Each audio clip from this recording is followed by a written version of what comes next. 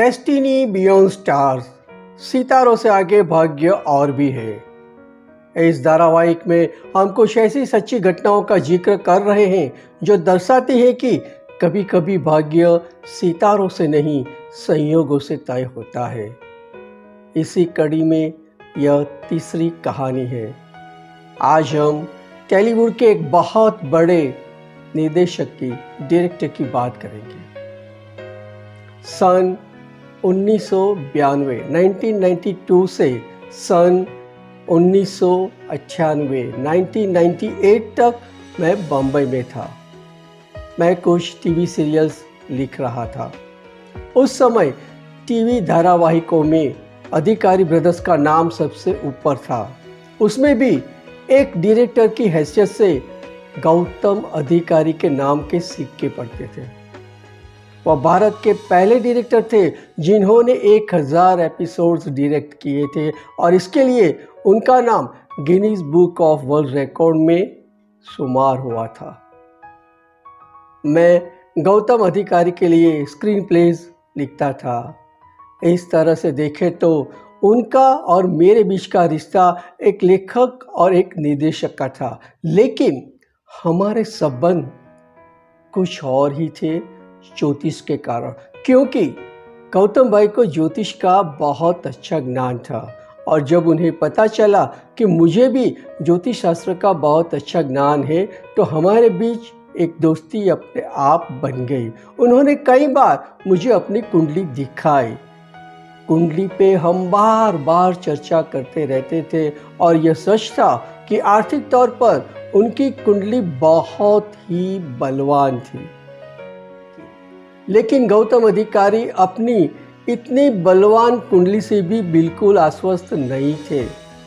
दो सवाल ऐसे थे जो उन्हें हमेशा सताते रहते थे।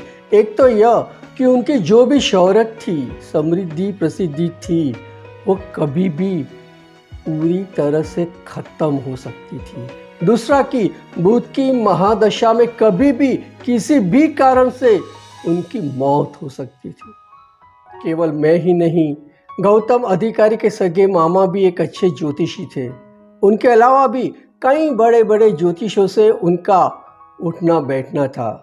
सबके सब ज्योतिषियों ने उनको एक सुर में बताया था कि उनके ग्रह योग इतने बलवान थे कि वह कभी भी धनवान से कंगाल नहीं हो सकते थे। साथ ही उनकी आयु भी इतनी बलवान थी कि उनकी मौत अचानक नहीं हो सकती थी या किसी आघात के कारण भी नहीं हो सकती थी।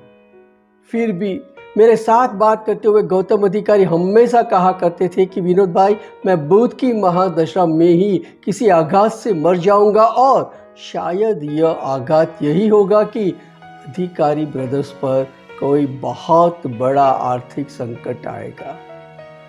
मैं जवाब में पूरे विश्वास के साथ उनको आश्वासन देता रहता था कि ऐसा कुछ भी नहीं होने वाला है। समय ने करवट ली। अधिकारी ब्रदर्स पर अचानक एक बहुत बड़ा आर्थिक संकट मंडराया। गौतम अधिकारी उसके लिए मानसिक तौर पर बिल्कुल तैयार नहीं थे। एक दिन सुबह 3 बजे उनकी बेटी उर्वी का मुझ पर कॉल आया। रोते हुए उसने बताया कि गौतम अधिकारी को दिल का बहुत बड़ा भारी दौरा पड़ा था और उन्हें अभी अभी अस्पताल में लाया गया था। उर्वी ने रोते हुए मुझसे विनती की कि पापा की कुंडली देखिए ना अंकल, शायद कोई उम्मीद कहीं पर हो। मुझे गौतम अधिकारी की कुंडली बराबर याद थी, फिर भी मैंने अपने कंप्यूटर पर उनकी कुंडली फिर एक बार देखी। बुध की ही महादशा थी, लेकिन लगता नहीं था कि वह उनकी आयु पर असर कर सकती थी। मैंने यही बताने के लिए उर्वी को फ़ोन लगाया और सामने से उसकी रोती हुई आवाज़ आई कि पापा अब इस दुनिया में नहीं रहे, इज नो मोर। गौतम अधिकारी एक ऐसी मौत मरे थे जो उनके ग्रहों में तो बिल्कुल नहीं थी, लेकिन उनके मन में बहुत पहले से घर कर चुकी थी। ऐसा होता है क्योंकि सितारों से आगे भाग्य और भी है। Destiny beyond stars.